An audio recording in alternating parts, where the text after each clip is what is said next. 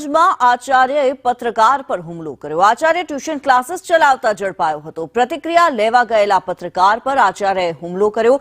સરકારી શિક્ષક હોવા છતાં ટ્યુશન ક્લાસીસ ચલાવતો હતો। પત્રકાર ઉપર હુમલો કરીને મોબાઈલ પણ તોડી નાખ્યો। પત્રકારને જાનથી મારી નાખવાની ધમકી પણ આપી હતી। કપડવંજ રૂરલ પોલીસ સ્ટેશનમાં ફરિયાદ નોંધાઈ છે। કરુણેશ પંચમવેદી વધુ વિગતો જણાવી રહ્યા છે। કરુણેશ, એક પત્રકાર પર આચાર્ય દ્વારા હુમલો કરવામાં આવ્યો હતો, શું માહિતી છે? જી કિન્નરી, તો આજે સમગ્ર ઘટના છે। સમગ્ર ઘટના એવું ચોક્કસથી કહી શકાય કે ચોરી ઉપરથી સીનાચોરી।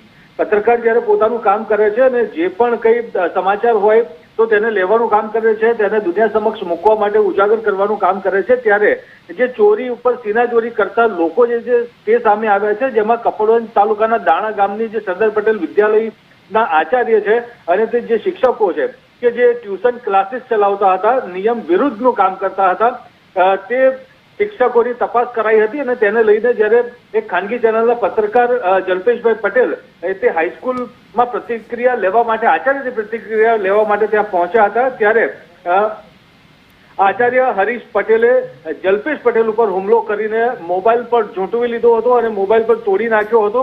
ત્યારે આ સમગ્ર મામલે હરીશ પટેલે જલ્પેશ પટેલને જાનથી મારી નાખવાની ધમકી પણ આપી હતી। ત્યારે આ સમગ્ર મામલાને લઈને હવે આ જે મામલો છે કપડવંજ રૂરલ પોલીસ સ્ટેશન પહોંચ્યો છે અને કપડવંજ રૂરલ પોલીસ સ્ટેશન ખાતે હાલ જે ખાનગી ચેનલના પત્રકાર જલ્પેશભાઈ પટેલ છે તેમના દ્વારા હરીશ પટેલ વિરુદ્ધ ફરિયાદ નોંધવાની તજવીજ હાથ ધરવામાં આવી છે।